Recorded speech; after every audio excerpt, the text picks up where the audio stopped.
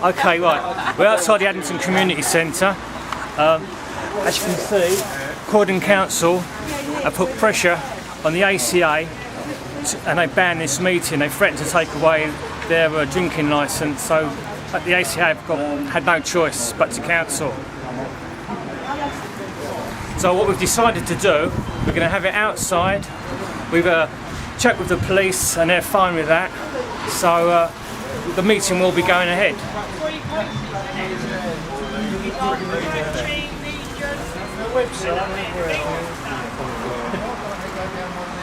This is going to be doing the main.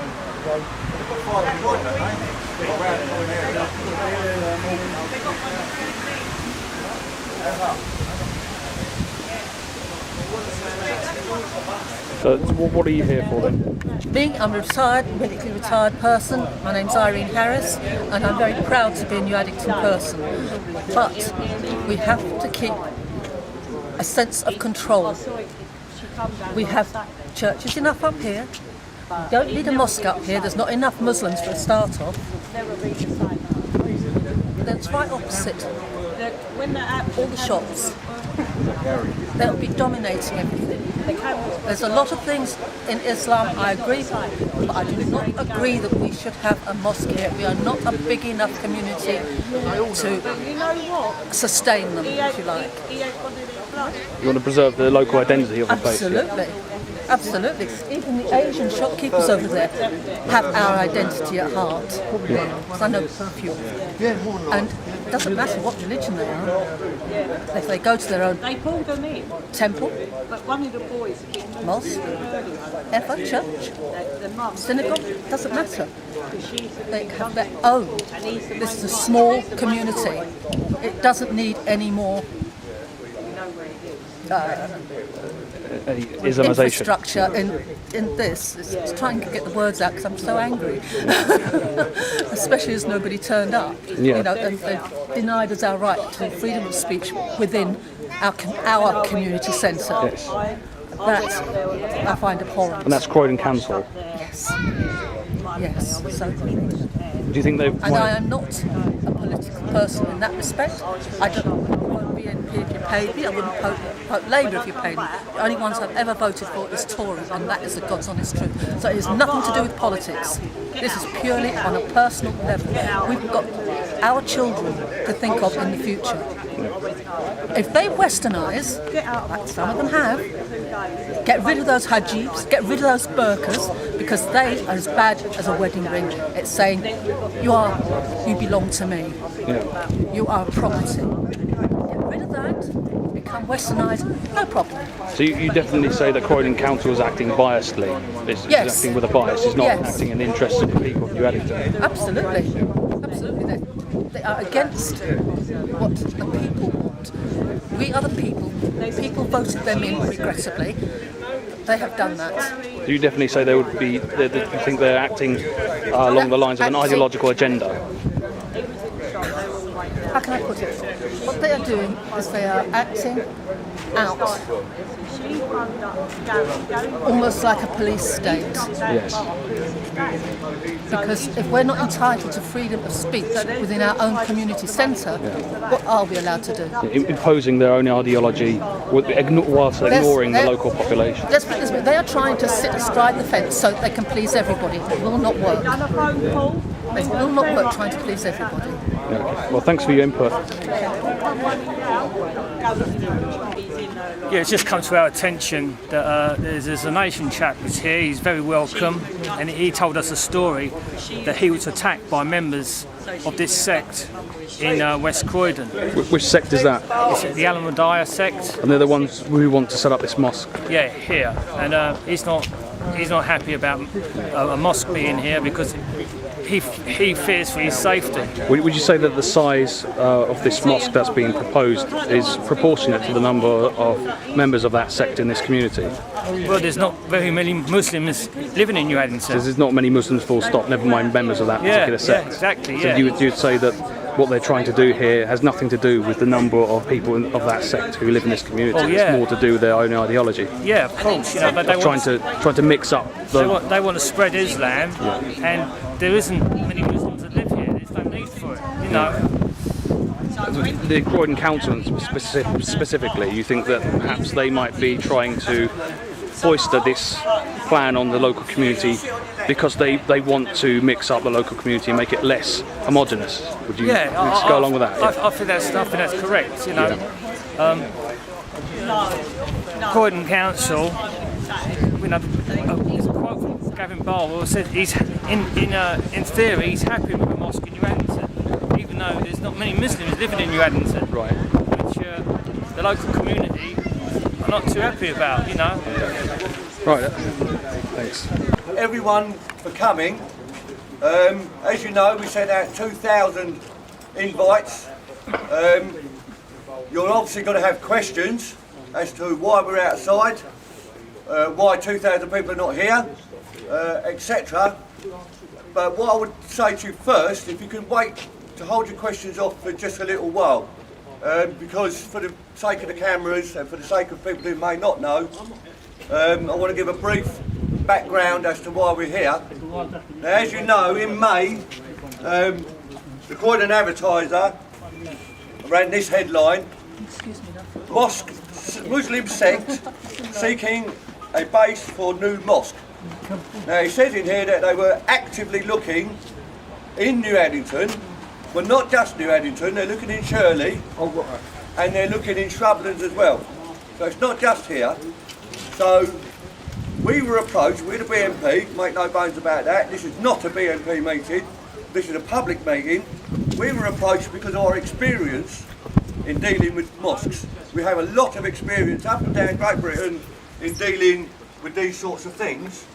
And step one is always to gauge the public opinion by getting signatures.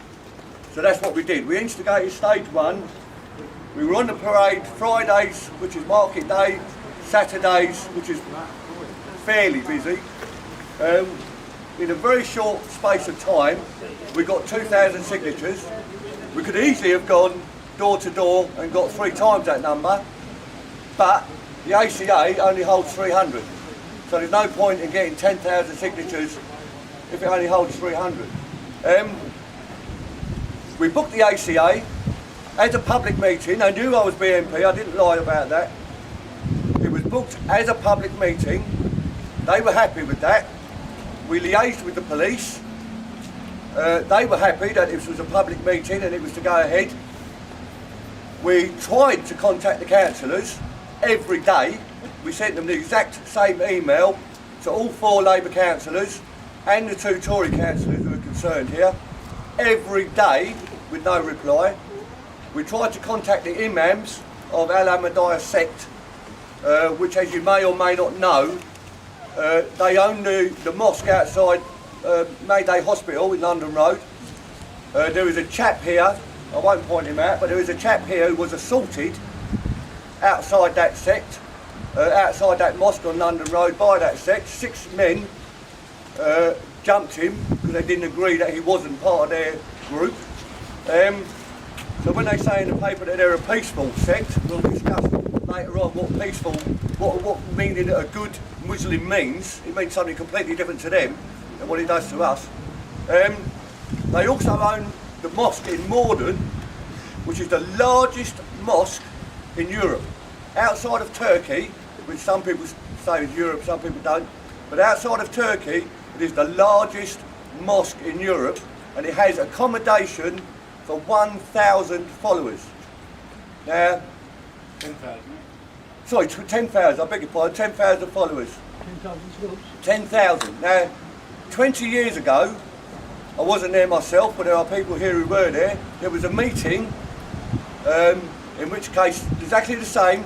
The councillors were invited, the press was invited, the imams were invited. That meeting went ahead, as this one is. I'll explain why it's abridged in a minute. And there were Muslim elders there from the Muslim community that had been living in Morden for many, many years, and they stood up and they said, we don't want it here because we're worried that this sect will radicalise our children. So not only were the public against it, but the Muslims that lived in the area themselves were against it. Unfortunately, we were due at fighting them sort of campaigns in them days, and we lost, and they now have the largest mosque in Europe, which is what they do. They get stage 1, stage 2, stage 3. Anyone who's seen the mosque in London Road, opposite Mayday Hospital, that is currently in stage 3 of 5. Stages 4 and 5 normally mean buying all the houses around it and knocking them down, or building underneath the ground, which is what they've done in Morden. They built 4 stories underneath that mosque. So, stage 1, as I say, was public opinion, gauging public opinion. Public opinion was vehemently against the mosque in our community. The reasons for and against we can go into with the questions and answers, but the fact is we were vehemently against a mosque in New Addington. Most people that signed, it was very easy. We had people queuing 3 deep to give us their signatures. Stage 2 is to get the petition, which we did. Stage 3 is to hold a meeting. Now, as I say, and this will address some of your questions, as I say, we did book the ACA. We booked it in good faith with Derek, who runs it, lovely man. We told the police about it. We liaised with the police in good faith. As far as both were concerned, this was a public meeting so that people could have their say about the mosque. The Labour councillors were invited so that we could ask them on our behalf, because they were voted in by you to represent us, to make to go to the imams on our behalf and tell the imams that they'd be better off looking in Shirley or Shrublands or anywhere else, but it's not welcome in this community.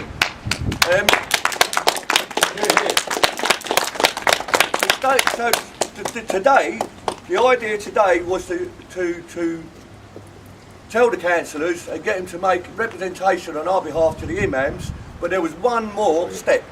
The 4th step is always, and we've done it hundreds of times, the 4th step is always to ask members of the audience, members of the public, people of Addington, to form their own committee, people with experience in architecture, planning, permission, things like that. People who would be able to, if there was a planning application put in, they would know the legal ways of going around it, and then hand it over to them, so that it's absolutely nothing to do with the BNP. It would be an independent people of New Addington's committee.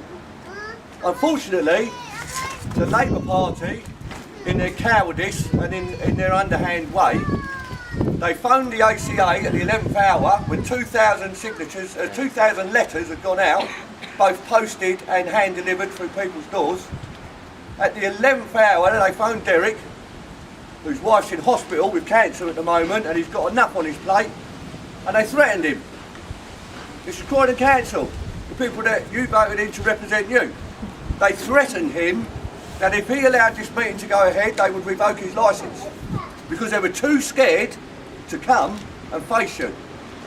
They were too scared that you would ask them to do something on your behalf, which they don't feel comfortable doing. Why are they uncomfortable doing it? In the paper yesterday, it said 1 in 20 people in Addington are Muslims.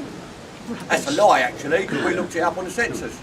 But even if 1 in 20 people in Addington were Muslims, there's 2 points to be made there. One, they wouldn't all be Al-Ahmadiyya sect. Very few of them, in fact, would be Al-Ahmadiyya sect. And 2, what about the other 19 people who are not Muslim? Are we not allowed to be represented? So, basically it was cowardice. It was underhand and it was cowardice.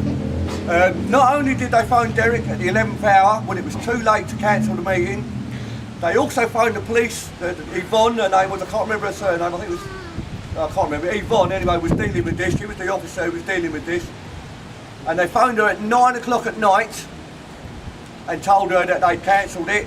And when she tried to phone them back, because as far as she was concerned, this was a legitimate meeting and it was all set, it was all going to happen, they wouldn't answer her phone calls. This is the cowards, ladies and gentlemen, from the Labour Council. So that's why we're standing outside. That's why this morning, again at the 11th hour, when they calculated to hurt the most, they put out a statement, Croydon Council, to anyone and everyone who'll listen, saying don't turn up, it's cancelled. Yeah. And that is why only you few out of 3,000 have come along.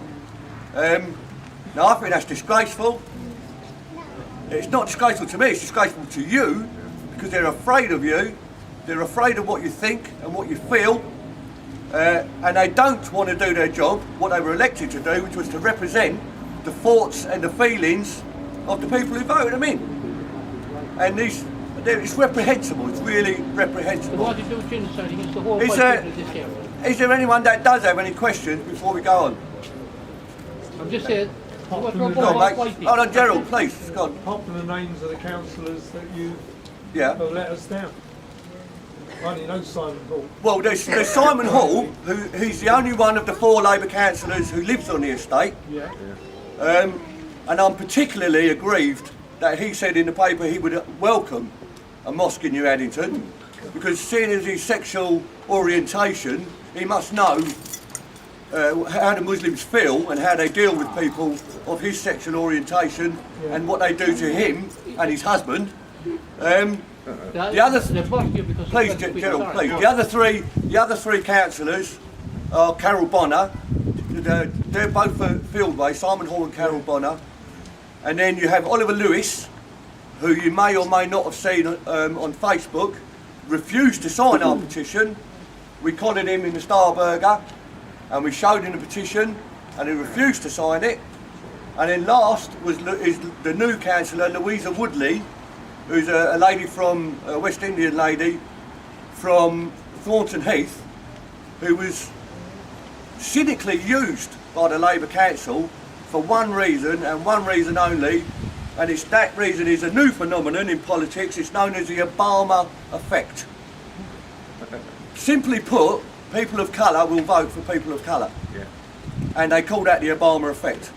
She was brought in here, she was being used, and I'm sure she knew she was being used, but her greed for power was such that she allowed herself to be used. She was brought in here precisely to court the new vote in New Addington. And it worked, she got in. I mean, good luck to her, but where's she today? You know, we voted her in, she's supposed to be to represent us. They're not here. The two, hold it, Joe, please. The two Tory two Tories are Gavin Barwell, who's MP for Croydon Central. He said he would be very happy for us to have a mosque in our community. It was very magnanimous of Mr Barwell, but he doesn't live here. Yep. He lives in a lovely leafy suburb.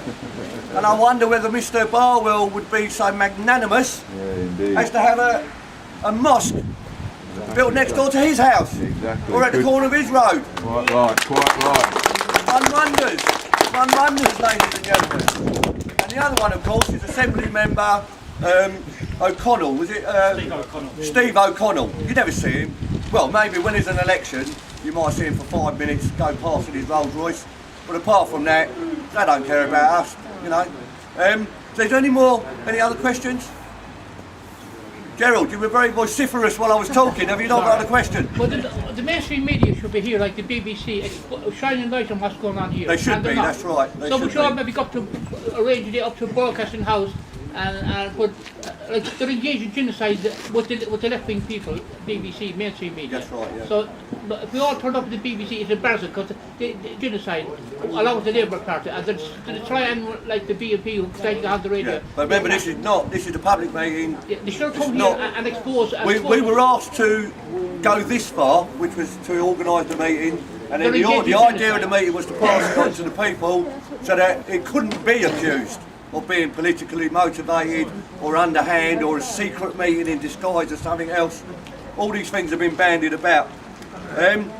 What I want to say, when we were collecting the signatures, we did have Muslims that signed our signatures for the same reason as the elders, so the Muslim elders in Morden.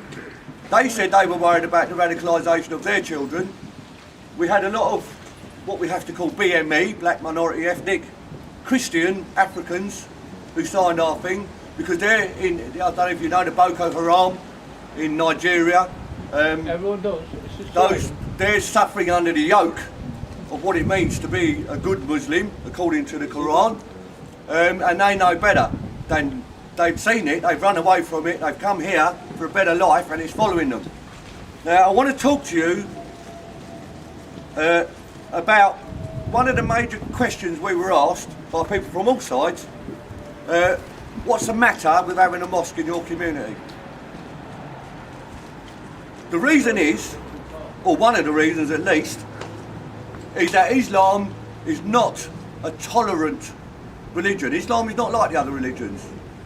Christianity, and this is a Christian country, and we were brought up as Christians with Christian values, Christian mores, and we were taught tolerance of other people. Christianity teaches tolerance. Buddhism teaches tolerance. You won't find in the Vedas or any of the other holy books where it says move into the lands of the unbelievers and let them see how harsh you can be. This book, ladies and gentlemen, is very, very different. Now, I bought this book, actually I stole it off of John, but I got it so that I could address people's concerns, because if I don't know what I'm talking about myself, how can I address other people's concerns? I haven't read it all. I've read 2/3, most of it is repeated anyway, and there's a huge difference between what we perceive, what the public perceive as a good Muslim and a bad Muslim, and what the Quran says is a good Muslim and a bad Muslim. See, to us, a good Muslim is one who wishes to integrate with the community. He's one who doesn't wish to push his rights on other people, and he's one who is peaceful and prays and goes about his own business. But according to the Quran, that's a bad Muslim. According to the Quran, a good Muslim is someone who moves into the land of the unbelievers and lets them see how harsh it can be. And what I have here, I'm going to read you some excerpts. But afterwards, you could say, well, you would say that because you've picked and chose. But what I'm going to do afterwards, I want to ask people from the audience to pick a page, any page, because I find about 1 in every 4 pages has got something in it that says theirs will be a painful punishment to the unbelievers, etc., etc. Now, I've got this page here on jihad, which is, as you know, holy war. Let me get my glasses. Sorry, I thought I'd be able to read that without getting too bloody old. Getting white. Yeah, I'm getting white. With the grey hairs. That's not right. This is what it says on holy war. I don't think this holy war is mentioned in the Bible. It said, holy war, jihad, fighting in Allah's cause, is given the utmost importance in Islam. No one has the right to be worshipped but Allah. Jihad is an obligatory duty in Islam on every Muslim. On the next page, fight them until there are no more disbelievers, that's you and me, of any kind. Who is the best person, the best Muslim next to goodness in Allah is one who participates in jihad. And that's just, you can say, well, you chose that. So this book starts on page 11. It's got a preface. Sorry, my love, can I ask you just to wait 4 minutes? Okay, but if I forget what I'm going to say, then... Oh, okay. Oh, go on then, yeah. No, I'm going to say, you're standing right in front of it. Welcome to the Salvation Army Community Church. They're doing a jihad. That's all that jihad means is take the word. And that's exactly what they're doing. But by force or by reason of But they are argument? doing it by force. If you think about it, it's subtle force. They go into a pub, hand out the watchtower. That's not touching people. Says that's not running over a British soldier on a London street. That is nothing to do with true jihad. That's not taking out somebody's eye. Well, I mean, you're entitled to your opinion, but I think you'll find you're in the minority. That's one. Well, let's experiment then. This starts on page 11, right? Now, I've read up to roughly page 500, I think. No, not 500. I've read up to roughly, there we go, page 102. So would anyone, at random, pick a number? Remember, about every 4th page, there's something in there that tells them to attack non-Muslims. Anyone, a number? 77. Who? 77. 77. Right, okay, let's have a look. 83. The Kana, what was the draw of Kana? The secret. the thing is, it's the interpretation. Right, on page 77, if we could have one meeting, please. On page 77, verily, those who disbelieve, it is they who will be fuel for our fire. Also on page 77, and Allah is severe in punishment. Across from that, page 78, and Allah is all-seer of his slaves. He doesn't call the people that worship Allah, they don't call themselves worshippers, they're slaves. Now, this book, it is the Quran. They say it's the word of Allah himself, but it has been translated into English and it's been watered down. And even this watered down version, you can't escape what it says. There are about 20 different books on the Quran that have been translated from the Arabic. But that's very convenient. That's very convenient, madam. Arabs. Yeah, that's very convenient, isn't it? But we're here today and we've got this one. You were invited to bring one. The Muslims were invited. Why have they not come? We invited the imams. They didn't turn up. Don't think I'm in favour of it. I'm not. I'm just making a point. Anyone else? Another page? We made this one the last one. 44. Badly deceived. Excuse me. You've been conned, yeah. No, dear. I'm not. Yeah, dear. Like lots of people are conned by the IRA. Right, 44. The Muslims don't do what they've probably Ladies and gentlemen, let's... Sorry, carry on. This is to do with unbelievers. Allah will not speak to them on the day of resurrection, and nor will he purify them, and theirs will be a painful torment. And at the time of fighting, such are the people of the truth who are the good Muslims. In other words, in English, that means a good Muslim, according to the Quran, is one who attacks somebody who's not a good Muslim. So our perception of a good Muslim, what's good and bad, and their perception of what makes a good or bad Muslim are actually completely opposite. They're opposed. And the biggest con artists in history. Well, So were the Crusaders. now, the reason we got the signatures before they got planning permission was because once planning permission is gained, it is very, very difficult to dislodge. It means court cases, it means all sorts of legal wrangling, and it can drag on for years. So our tactic is always to get in first, before they get planning permission. As you know, they were looking at the factory estate to buy one or two or more units, and either convert them or knock them down and rebuild them as a mosque, with parking and all the attendant problems that go with that. Now what we have today, we have a few people here. They're not BNP people, but they were involved. I don't know if you know, you probably don't because they don't advertise it. There was a mosque proposed for Purley. That we managed to stop. I say we, I mean the public, I don't mean the BNP. The public managed to oppose it successfully. And there is, in Worcester Park, proposal for a mosque, a very large mosque, that twice has been knocked back from the planning stage, and they've now come back with a third plan, which again will have to be challenged. So I don't know if there's a few gentlemen here, I don't know if any of them want to speak. Would you like to speak? This gentleman has knowledge of what's going on in Worcester Park, and hopefully he will impart to you some of that knowledge. Okay, thank you very much, Mr. Chairman. So I think at this moment now we should get practical. We should get practical how best to deal with the problem that you've got here. The fact is, if these Muslims if they are to build a mosque in this area, were they to build a mosque, they can only do that if they get planning permission from the council. They've got to get planning permission from the council. They've got to go to a meeting of the planning commission of Croydon Croydon Town Planning Commission, and put their proposal to the planning committee. Now the fact is, the planning committee holds all its meetings in public.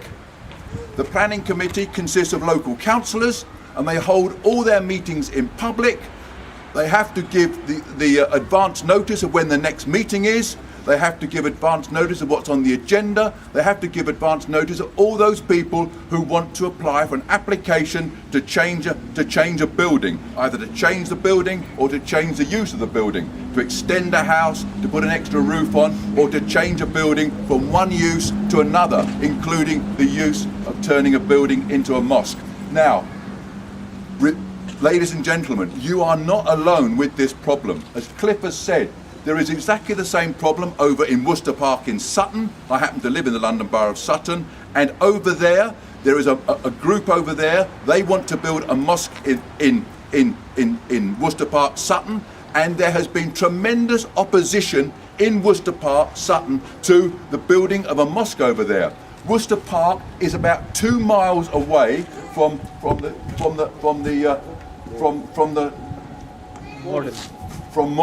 Morden Mosque. The Morden Mosque, if you look it up, the mosque on the London Road, Morden, the people who run that mosque at Morden boast that it is the biggest mosque in Western Europe. The mosque at Morden is on a 5-acre site and can accommodate, as Cliff said, 10,000 worshippers. And that's just 2 miles away from Worcester Park. And the people at Worcester Park don't want a huge mosque at Worcester Park because they know that it will change the whole character of the area. The people of Worcester Park, I attended the public meetings. The public meeting, and I'm recommending this to you, when the town planning committee meets, when the councillors are sitting up there, it's got to be in the public arena. It's a public meeting, and I'm recommending to you that when that council meeting takes place, all of you and all your friends and all your neighbours pour into that public meeting, because at Sutton, Worcester Park, there were hundreds of people at that meeting, and it was clear that the vast majority of those people at Worcester Park, Sutton, didn't want the town radically changed beyond all recognition. They didn't want it changed beyond all recognition. And they know what a mosque means, because beyond the mosque will attract more Muslims. And although this group here might claim that they're all nice and friendly and blah, blah, blah, nice and friendly, it's a fact. It's a fact that in this country there are radicalised, as Cliff said, radicalised young people or radicalised youngish people who want to set up Sharia law in parts of Britain. Sharia law means no public houses. Sharia law would mean that the women have to wear a yashmak or the whole burqa. And there are groups in Britain campaigning for that. You may not, look, we're talking about our country here, Britain, our country, the country that we've made, our country. We're not talking about Saudi Arabia. We're not talking about the Islamic Caliphate of northern Iraq, which the British government, we've got in Britain. Last week, handing out leaflets in Oxford Street, the very centre of London, were supporters of the Islamic Front, which is based in northern Iraq. The British government and the American government are talking about bombing, as all part of these wars in the Middle East, the Islamic Front supporters over there in northern Iraq. And yet they are in this country. It's on the BBC News. They've been handing out their leaflets in Oxford Street. Meanwhile, in parts of East London, parts of Birmingham, parts of Manchester, there are those who want to bring a Sharia law into this country. So all this motivated the people at Worcester Park, and they turned up in their hundreds, and it was quite clear what was expected of the 3 councillors. And the Tory councillor said, I'm against the proposal to have a mosque in Worcester Park. Big round of applause.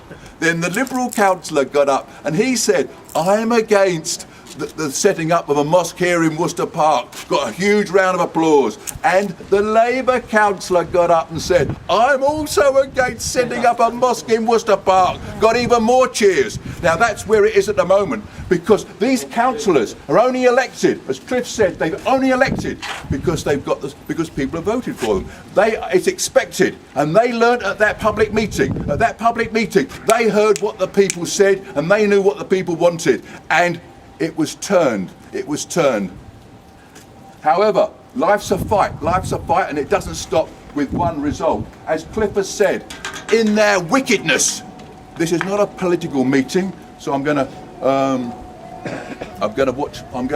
discipline my words here. But in their wickedness, having the London Borough of Sutton twice turned down the proposal for a mosque at Worcester Park, reflecting the local people's opinion. Having twice turned it down, the Muslims have now gone to the government, and the Tory Liberal Dem coalition government, in its wickedness, has now given the Muslims a right to a third public hearing, which is now taking place in Sutton over the next few months. The government is so wicked, and I'm not going to make a political speech here, but when the general election comes, when local elections comes, and when general elections come, you should think, who are the candidates on your side? Who are the candidates on your side? That is the one question you should ask. But I say to you, in practicalities, if this goes ahead, if the Muslims go ahead and purchase this building and want to turn it into an Islamic centre or a mosque, whatever they call it, then they've got to go before the Planning Commission at Croydon Town Hall, and that's got to be a public meeting, so go along with all your friends. And further, I would say that the Planning Committee shouldn't be held in some poky little room in Croydon Town Hall. It should be brought here, because in Sutton there was so much opposition to the Worcester Park Mosque that the public meeting was held in a school for seating 300, not in a poky little room, but seating 300, because the council knew, and those councillors were seeking re-election. They knew the strength of feeling. So all strength to you in your campaign, all strength to Cliff and his friends for campaigning. Stick together and keep pushing forward. Thanks for listening to me. Thank you. Can I just say something I picked up on there? It shows a difference how cowardly our councillors are, because their meeting was allowed to go ahead. That was a council meeting, they couldn't stop it. That was a council meeting in a school. So it shows you that by stopping our meeting, they're just showing their cowardice. It was a bogus reason they gave, and it's not a slap in the face to me, because it's water off a duck's back to me, but it's a slap in the face for the people of New Addington.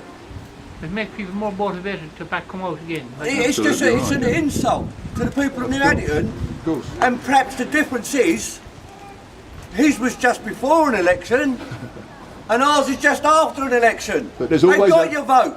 They want you to be quiet now for the next 3 years. Please shut up and be good little citizens while we get on with dismantling your community and turning it into something unrecognisable like Thornton Heath. Called genocide. So, I've nearly finished. There was one more point I wanted to say. At school, we all went to school. At school, I was taught, and you were as well, that the English, the Irish, the Scots, the Welsh, the British people, that we're a bastard race. We're Saxon, we're Norman, we're Viking, we're Celtic, we've got a bit of this, a bit of that. This is not true, ladies and gentlemen. The latest genetic studies that have been done, and this is a book about the latest genetic studies that have been done all over the British Isles, genetically prove, so there's no dispute, that 80% of the people who consider themselves to be ethnically British, Irish, Scots, Welsh and English, are just that, are descended from the Neolithic peoples who built Stonehenge, who were here before the Celts, before the Romans, before the Saxons, before the Normans. So although those people did come, they only make up the other 20%. 80% of us can trace our roots back to the people that built Stonehenge. Now, under United Nations law, and I would remind this audience that United Nations law supersedes British law. Under United Nations law, independent indigenous people, which we qualify as, because 3 years ago a High Court judge in the Courts of Justice in London he ruled that we are indeed, on the evidence of this book mostly, are indeed an indigenous people.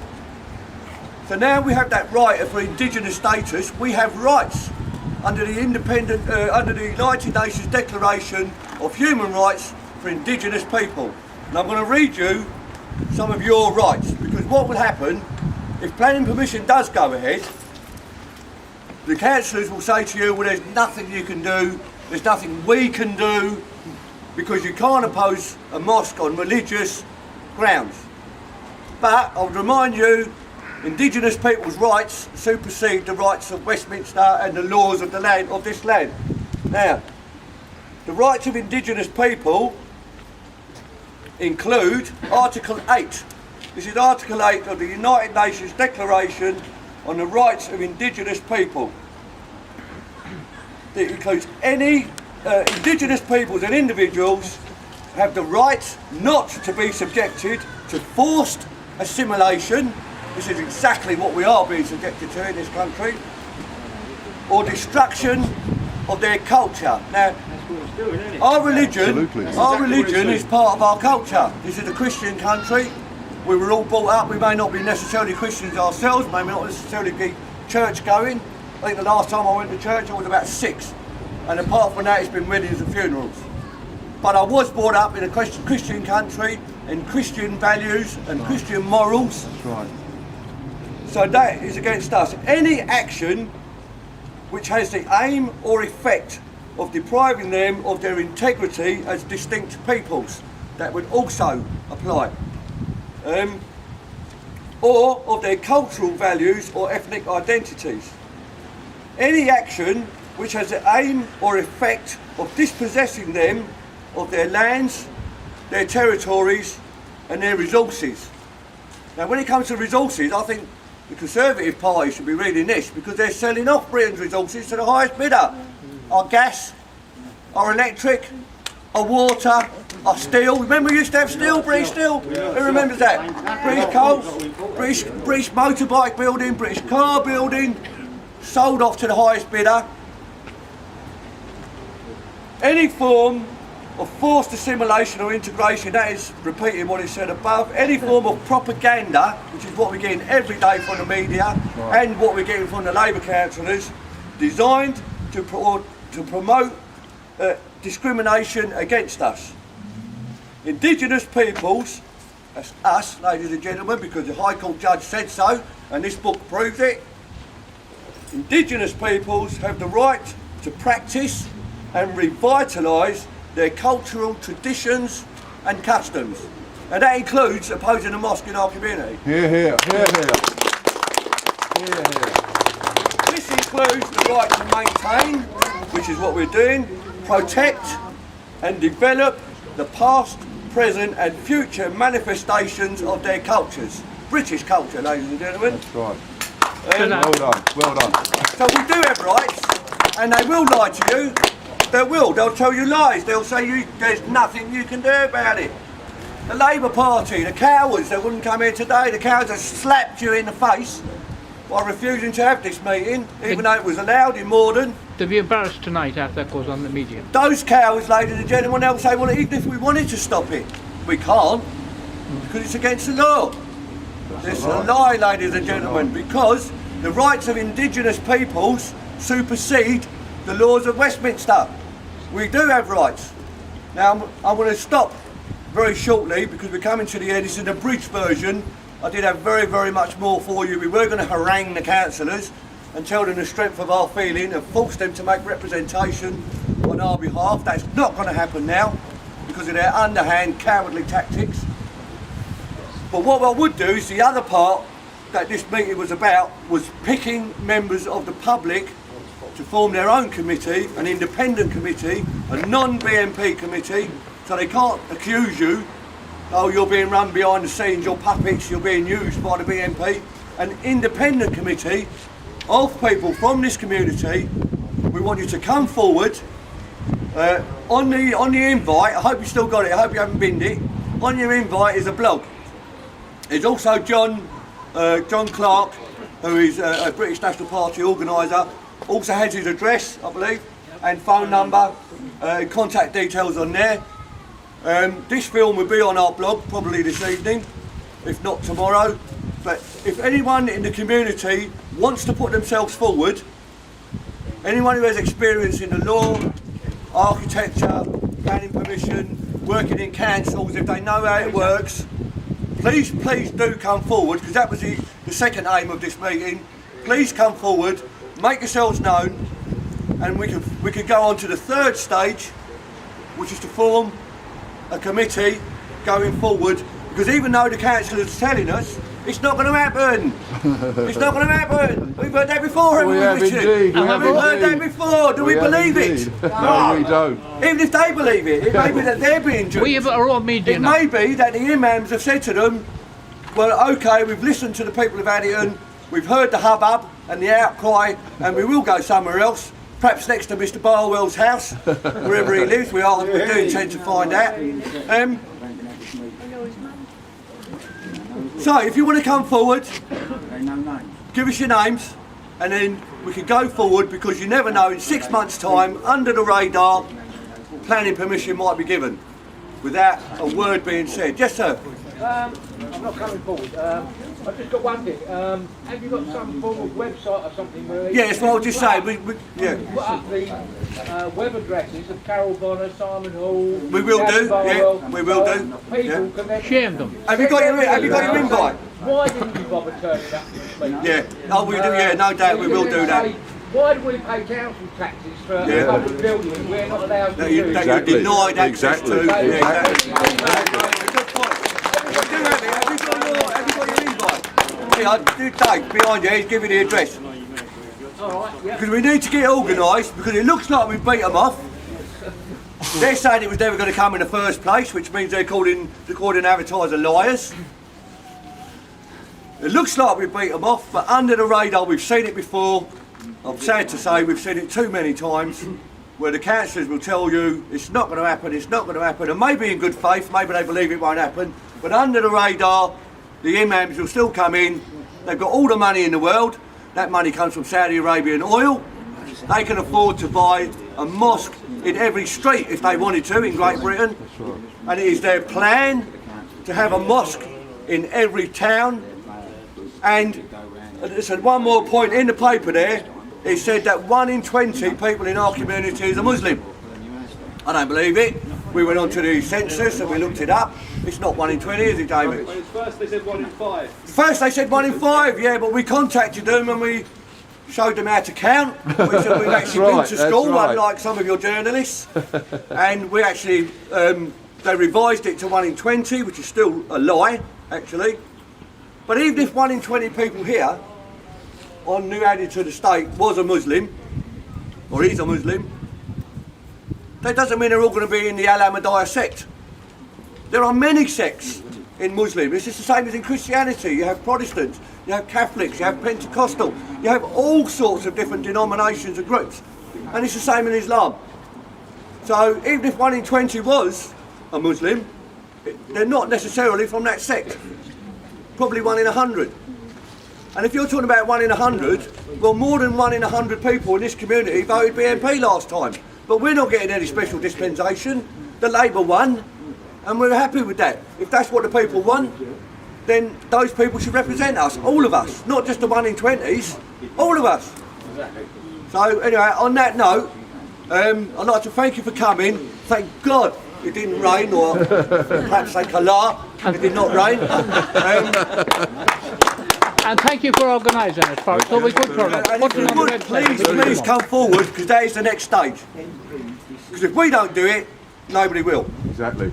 If we don't stand up for ourselves, Exactly. it's like being bullied in the school playground. Appeasement doesn't work. If you give the bully your pocket money today, this is what the English done with Danegeld to the Vikings. Appeasement never works. Tomorrow they want more. They don't just want your pocket money, they want your phone as well, and the next day they want your trainers. So if we don't stand up, we're going to lose it all. Britain will become, New Addington will become Fulton Heath. People will be scared to leave their homes. We'll have gangs, we'll have drugs, we'll have street violence, we'll have disease, spitting in the streets, spreading all sorts of diseases. So if we don't stand up, no one will. I'll shut up now because I've got a sore throat. But thank you very much for coming. Well done. Well done, mate. Well done. Well done. Yeah.